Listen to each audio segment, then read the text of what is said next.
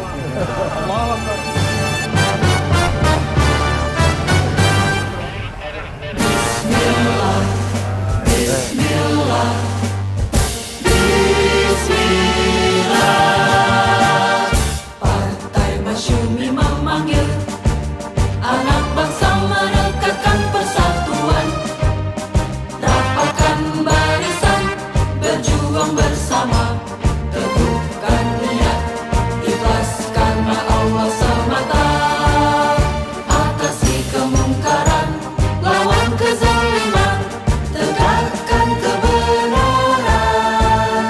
Indonesia baldatun thayyibatun warahun ghafur, menjadikan Al-Quran dan As-Sunnah sebagai pedoman hidup. Allahu Akbar, Allahu Akbar, Allahu Akbar. Sejahtera bangsaku, damai negeriku, yakinlah kita mampu. Yakinlah Allah bersama kita, usaha tanpa henti, kobarkan semangat, amar ma'ruf nahi mungkar. Masyumi jayalah, NKRI majulah, inilah partai kita. Masyumi, Masyumi. Allahu Akbar, Allahu Akbar.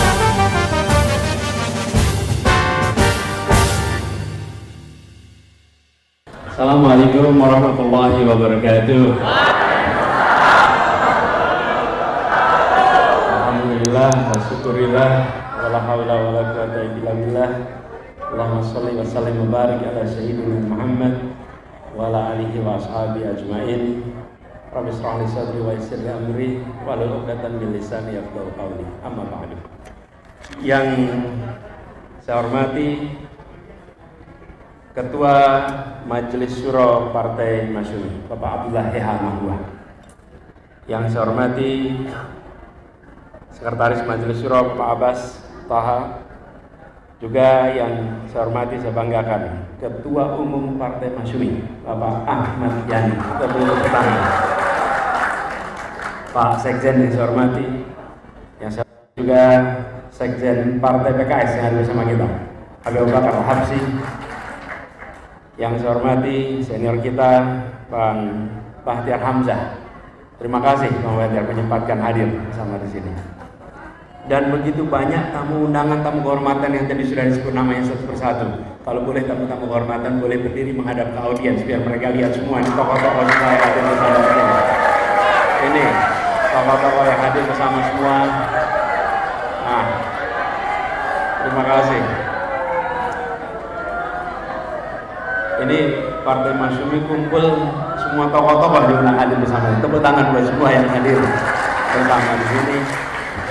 Dan juga seluruh jajaran DPP, DPW, DPD seluruh Indonesia yang hadir. Saya dengar dari Bang Abdullah tadi bahwa sampai ruangan harus dibatasi karena saking banyaknya yang mau hadir bersama di sini. Insya Allah ini menggambarkan semangat untuk perubahan buat kita semua. Sekarang itu ada amin yang diaminkan. Dulu kita amin aja, sekarang aminnya diaminkan. Ya, pertama saya ingin pertama menyampaikan rasa syukur alhamdulillah bahwa hari yang ditunggu kita mendengar bahwa akan diselenggarakan Rakornas dan hari ini terlaksana. Insya Allah ini menjadi babak baru bagi Partai Masyumi di dalam menata organisasi, menyusun gerak langkah ke depan. Dan sebagai sebuah partai yang secara sejarah punya panjang sejarahnya, penting untuk bersama-sama menyadari bahwa memahami sejarah itu baik. Menguasai peristiwa-peristiwa yang pernah dilakukan di masa lalu itu baik, tapi jauh lebih baik lagi membuat sejarah untuk masa depan. Nah, itu tanggung jawab Masyumi. Jadi membuat masa depan, mempersiapkan bagaimana gagasan-gagasan diterjemahkan di dalam sebuah kerja politik untuk Indonesia yang lebih adil. Tadi Ketua Umum Pak Ahmad Yani menyampaikan bahwa kita tidak sedang baik-baik saja. Dia mengatakan itu. Dan itu artinya PR kita semua untuk membuat salah satu persoalan paling mendasar di Republik ini. Dan itu adalah yang diungkapkan oleh para pendiri bangsa, pendiri negara di dalam sebuah rangkaian gagasan yang dituliskan dalam pembukaan dari Panitia 9. Di situ terungkap kalimat yang sangat penting yang seringkali terlewatkan, penutupnya, menghadirkan keadilan sosial bagi seluruh rakyat Indonesia. Ini tujuan utama yang sekarang harus diingatkan kembali. Dan Bapak Ibu sekalian, perjuangan untuk menghadirkan keadilan sosial ini dikerjakan lewat banyak jalur. Ada jalur non pemerintah dan itu sudah dikerjakan, bisa dibilang hampir semua yang berkumpul di sini para aktivis. Betul ya? Dengan pendidikannya, dengan kegiatan sosialnya, dengan kegiatan di luar pemerintahan, ikhtiar itu dikerjakan. Di sisi lain, negara memiliki sumber daya yang luar biasa. Sumber daya yang luar biasa.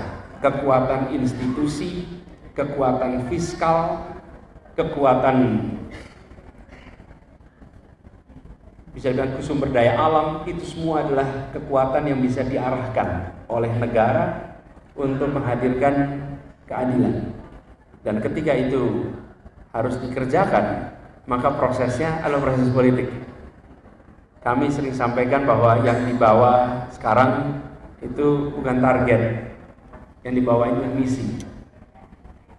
Bedanya kalau target itu untuk diraih, kalau misi itu untuk dilaksanakan. Dan misi menghadirkan keadilan yang dikerjakan lewat proses politik adalah untuk mendapatkan kewenangan dari rakyat. Kekuasaannya tetap di rakyat, tapi kewenangan itu diberikan. Dan kewenangan ini dibutuhkan untuk bisa mengubah secara institusional, secara konstitusional kebijakan-kebijakan yang tidak menghadirkan rasa keadilan. Kebijakan-kebijakan yang berujung kepada ketimpangan. Dan ketika kita bicara ketimpangan, banyak sekali unsur ketimpangan yang selama ini terjadi dan tak sentuh. Mengapa ketimpangan ini harus kita selesaikan? Bapak Ibu sekalian, Indonesia ini negeri yang sangat besar, negeri yang sangat kaya raya. Dan kebesaran dan kaya raya ini akan menjadi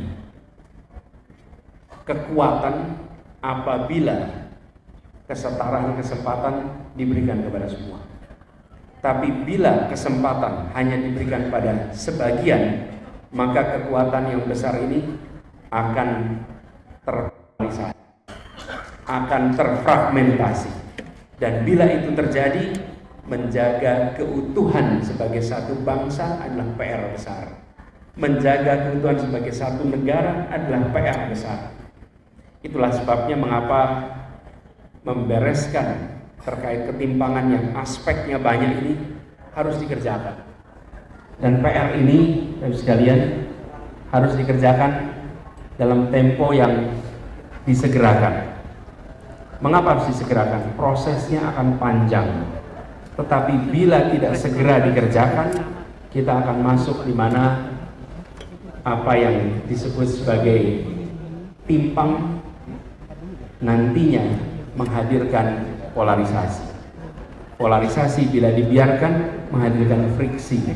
Friksi bila dibiarkan menghadirkan konflik. Konflik bila dibiarkan menghadirkan perpecahan.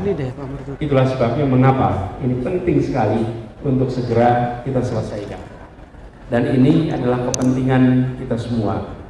Karena itu ketika tadi disampaikan juga oleh Bapak Ketua Majelis Syuro, PR-PR yang terkait dengan ketimpangan ini penting supaya kita bisa menghadirkan rasa keadilan, dan dari situ muncul ikatan persatuan untuk masyarakat yang adil dan makmur yang tadi disampaikan. Insya Allah Indonesia yang baldatun, thayyibatun, waradun, gemah.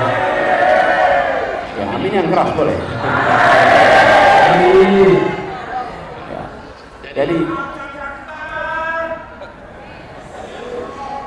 insya Allah. Nah, Bapak sekalian, kami melihat bahwa perjuangan ini adalah perjalanan yang penuh dengan tantangan. Barangkali semua mengikuti dari dekat bagaimana perjuangan ini kita lakukan bersama-sama.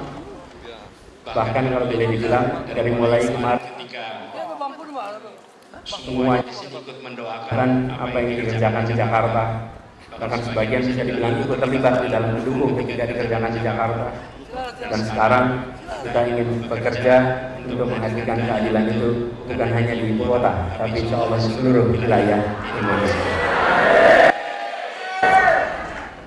Kemudian tadi sampaikan bahwa perjuangan ini memasuki babak baru ketika kemarin akhir bulan lalu terjadi kombinasi yang tidak pernah mungkin terbayangkan sebelumnya. Saya rasa analis juga tidak ada yang menduga bahwa terjadi kombinasi ini. Betul ya, dan beliau termasuk yang paling awal untuk bergerak. Ayo cepat langsung kita akan lakukan ini Beb Abu. Nah, kami terus sampaikan di sini. Ini artinya bahwa ada sebuah kombinasi, bukan kombinasi orang. Kalau kombinasi orang itu bisa macam-macam, tapi kombinasi dari berbagai elemen yang mungkin selama ini tidak berada di dalam aras yang sama. Hari ini itu semua mengalami transformasi. Yang kikuk jadi luwes, yang kurang nyaman jadi nyaman, yang minim komunikasi jadi intensif komunikasi. Untuk apa? Untuk sebuah ikhtiar perubahan bagi semuanya. Dan itulah yang beberapa waktu ini terjadi. Ini harus kita perluas. Perjuangan yang ingin kita kerjakan adalah untuk setiap unsur yang ada di bangsa Indonesia. Kalau kita baca ketika para pendiri Republik ini berdebat, mereka selalu menggunakan istilah golongan, betul ya? Selalu dengan golongan. Dan eksplisit dikatakan Indonesia untuk semua golongan, bukan untuk satu dua golongan. Dan inilah yang harus kita buktikan, bukan dalam pernyataan, tapi dalam kenyataan kehidupan kita di semua aspek. Aspek kebudayaan, aspek perekonomian, aspek pendidikan, aspek apapun. Itulah yang harus kita kerjakan sama-sama. Jadi ketika kemudian Partai Masyumi mengambil sebuah sikap untuk menjadi bagian dari gerakan perubahan, kami menyambut baik dan insya Allah kita jalan bersama untuk dan itu artinya seperti disampaikan oleh Pak Ketum, ini kita harus bekerja ekstra keras untuk menjangkau semua. Siap untuk kerja ekstra? Kenapa kita harus kerja ekstra? Karena yang kita bawa adalah aspirasi untuk melakukan perubahan. Dan perubahan itu hampir selalu dikhawatirkan mengganggu stabilitas. Tidak. Perubahan itu ada perubahan dalam aspek metode, perubahan dalam aspek pendekatan. Tapi tujuan kita sama. Tujuan kita Indonesia yang adil, Indonesia yang makmur, Indonesia yang maju. Tujuannya tidak berbeda. Tapi metode untuk meraih itu yang harus kita lakukan perubahan. Tadi sampaikan aspek good governance, tata kelola pemerintahan yang baik, tata kelola pemerintahan yang benar. Aspek ini penting sekali jadi perhatian. Kenapa? Karena kita punya sumber daya luar biasa besar yang dititipkan pada negara.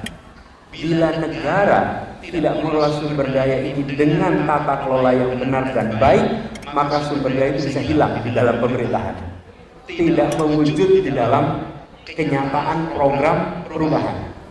Ini seperti kotak hitam yang menyerap sumber daya luar biasa, lalu sumber daya itu terserap di dalam sini. Harusnya muncul menjadi program kegiatan yang senyatanya dirasakan masyarakat. Dan itulah kenapa tata kelola pemerintahan yang baik dan benar itu menjadi salah satu prioritas. Dan kita saksikan ketika tata kelola pemerintahan ini tidak dikelola dengan baik dan benar, di situ ruang munculnya kebijakan-kebijakan yang tidak berkeadilan. Ruangnya ada di sini. Kita sering saksikan kebijakan-kebijakan yang tanpa governance yang benar yang muncul. Saya beri contoh. Satu ketika saya ditanya tentang PSN, program strategis nasional. Saya sampaikan program strategis nasional secara substansi itu baik-baik saja. Yang problem yang kita sering alami adalah bagaimana PSN itu disusun. Ketika PSN itu disusun dalam transparansi dengan pelibatan publik dan pelibatan semua, lalu rujukannya apa? Rujukannya ada RPJP, Rencana Pembangunan Jangka Panjang. Turunannya Rencana Pembangunan Jangka Menengah. Turunannya kemudian Program Strategis Nasional, merujuk ke sana. Tapi kalau itu tidak dikendalikan dengan baik, PSN ini kemudian menjadi titipan dari kanan kiri yang masuk tanpa kita ketahui bagaimana proses itu disusun. Kenapa itu dibuat? Supaya mempercepat berbagai macam program yang sesuai dengan RPJP, yang sesuai dengan RPJMN. Itulah sebabnya dijadikan fast track. Tapi kalau fast track ini tanpa ada proses tata kelola yang benar, maka dia menjadi titipan kanan kiri. Dan ketika titipan kanan kiri, konsekuensinya dirasakan oleh masyarakat. Ini mesti kita kembali meluruskan, sehingga apa yang menjadi kebijakan-kebijakan itu mencerminkan tujuan awal. Dari ketika masuk RPJP, petunjuk utamanya adalah konstitusi kita. Jadi insya Allah ini adalah bagian dari perbaikan-perbaikan metode yang bila itu kita kerjakan dengan lebih baik, maka manfaat dari kehidupan bernegara kita akan bisa dirasakan oleh seluruh unsur bangsa Indonesia. Izinkan saya mengakhiri dengan menyampaikan terima kasih. Terima kasih apresiasi atas kerja bersama yang diinisiasi.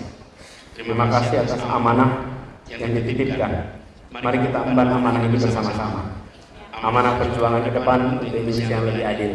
Dan insya Allah Partai Masyumi akan makin rapi barisannya, akan makin luas jangkauannya, dan insya Allah terus menjadi salah satu artikulator untuk menjaga kehidupan bernegara sesuai dengan apa yang diamanahkan oleh para pendiri-pendiri negara yang nama-namanya terbentang sebagai tokoh-tokoh Masyumi di zamannya.